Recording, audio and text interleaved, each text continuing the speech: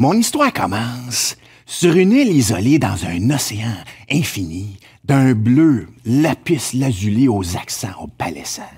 On parle d'une petite communauté retirée, bucolique, au charme champêtre et pastoral.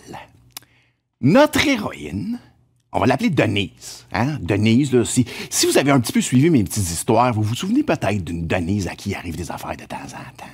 Denise se considère et se trouve prisonnière d'une vie trop trépidante et anxiogène dans une grande ville du continent, puis elle décide de tout laisser derrière elle. Tout. Famille, amis, carrière, etc. et de recommencer sa vie sur l'île en question. Pour faire ça, elle décide de se prévaloir d'une offre qu'elle spotte sur Internet, une offre qui semble peut-être un petit peu trop belle pour être vraie, le forfait Fuite vers une île déserte de la compagnie Nokia Incorporée. La compagnie en question a ceci de particulier. Les représentants, quand elle finit par les rencontrer, sont des petits écureuils / carcajou anthropomorphes et volubiles à la bonne humeur très intense. Ils s'appellent Timmy et Tommy. Ils parlent très vite, dans une langue qu'on pourrait appeler le charabia, que Denise, étrangement, arrive à comprendre. Ça sonne de même. Fait que c'est des mêmes pendant des heures, tu sais. Alors, après avoir noté une quantité baroque d'infos personnelles à propos de Denise, Timmy et Tommy décident de la laisser choisir sa propre île. Ils donnent 2-3 possibilités. Là, Denise est bien contente, elle, hein? Parce qu'elle ne sait pas encore qu'une fois sur l'île en question, elle va en être prisonnière jusqu'à sa mort. Fait qu'elle prend ensuite l'avion vers sa nouvelle vie au village de Traverse d'Animaux. Pendant le vol, on l'oblige à regarder un film de propagande pro-Nook.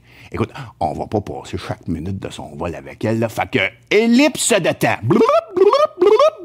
La seconde où Denise débarque sur l'île, elle est immédiatement barouettée par des animaux baragouineurs à la bonne humeur uniforme vers une session d'orientation où Tom Nook, le leader sans peur lui-même, est présent.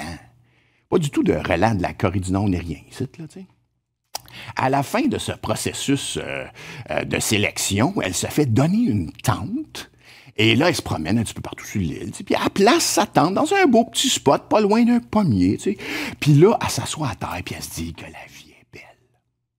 Au début, tout semble merveilleux. Elle se promène avec bonheur et abandon. C'est très joli. Il y a des arbres, il y a des fruits, des poissons dans les étangs et dans la mer. Il y a un musée tenu par un hibou à 2 vitesses. Un musée, disons-le, étrangement vide. Mais ça reste un peu bizarre comme place. C'est parce que sur l'île en question, la notion de vie privée est traitée avec une certaine désinvolture. Hein? Tout le monde peut rentrer dans la maison de tout le monde à toute heure du jour et de la nuit. Éventuellement, notre Denise réalise avec une certaine angoisse qu'elle est la seule humaine dans Traverse d'Animaux. Tous les autres habitants sont des animaux, anthropomorphes, comme on le disait tout à l'heure, avec des noms comme Coco, Octavia, Genji, Raymond ou Ovila. Ils ont tous des tics de langage dans le style Yukai-Diaïda, trombone ou anticonstitutionnellement. Comment vas-tu, Denise, anticonstitutionnellement, disent-ils. Qui plus est, ils ont tendance à se répéter pas mal, mais ils n'ont pas l'air de s'en apercevoir. Et leur humeur semble être réglée en un cycle étrangement mécanique. L'effet parc d'attraction et animatronique est difficile à ignorer. Parfois, elle en vient à se demander si elle n'est pas sur l'île d'un docteur Moreau des temps modernes, là, un scientifique fou qui tirerait les ficelles d'un projet de société utopique.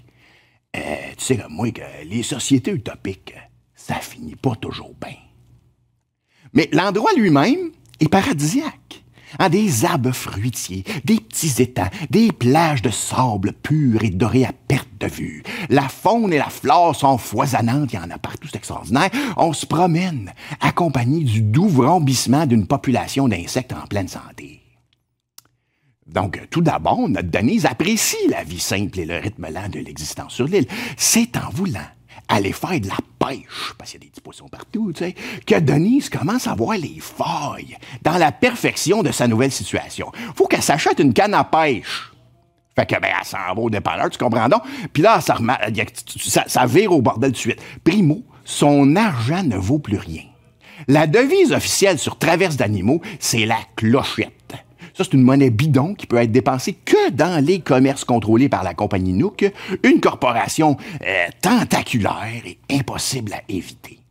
D'accord, je te l'accorde, les façons de gagner des clochettes sont légion, mais il faut que tu trimes, mon chum. Hein? Deux-xio.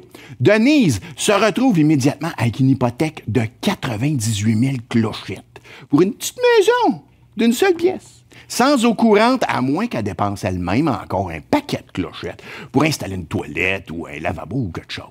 Tout sur Traverse d'animaux coûte des clochettes.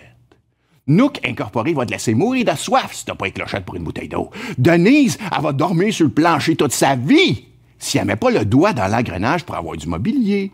Puis ensuite du plus beau mobilier, puis une pièce supplémentaire, puis un autre, puis des fleurs, puis une table à ping-pong, puis du linge de plus en plus élaboré. Puis, hypothétiquement, si elle réussissait à s'échapper et à revenir à la civilisation, elle pourrait revenir avec 1 million de clochettes, elle se retrouverait quand même itinérante parce qu'ici, là, les clochettes, on s'en sac.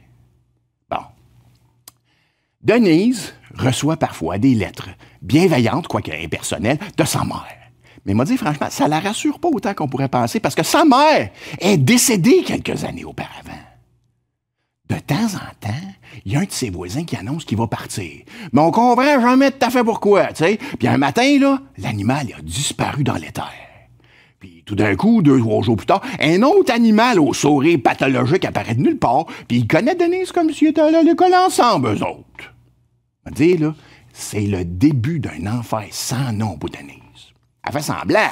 Elle veut pas se faire pogner. Elle veut pas être disparue ou possiblement remplacée par un androïde. Elle passe ses journées à jardiner, à pêcher, à creuser des fossiles, à vendre tout ce qu'elle ramasse, à faire des petits jobs sans intérêt pour ses voisins. Des animaux, clairement membres d'un culte multilevel marketing. Elle devient la livreuse de tout pour tout le monde. Bon, écoute, pour notre Denise, les jours se suivent et se ressemblent. Alors, ellipse de temps considérable. Des décennies plus tard, Denise semble pas avoir pris une ride, mais elle se sent vieille en dedans. Elle vit seule dans un manoir dantesque dont chaque pièce est thématiquement assortie. La chambre où tout est fait en bois rond, la chambre de glace où tu peux garder un cadavre, la chambre souterraine avec des chaises en boîte, alouette. Denise vit une vie de luxe et d'abondance, mais dénuée de tout véritable contact humain. Son désespoir existentiel est palpable. Et c'est là qu'on la laisse, poignée dans une spirale de surconsommation, avec le monopole financier et commercial de Nook Incorporé, qui s'attend quand même à ce qu'elle termine l'infrastructure touristique de l'île en complétant bénévolement l'inventaire du musée local. Ben, m'a dit franchement, là, que le Triforce soit avec toi, mon chum. Vincent Lauzon, rétrocompteur. Peace out.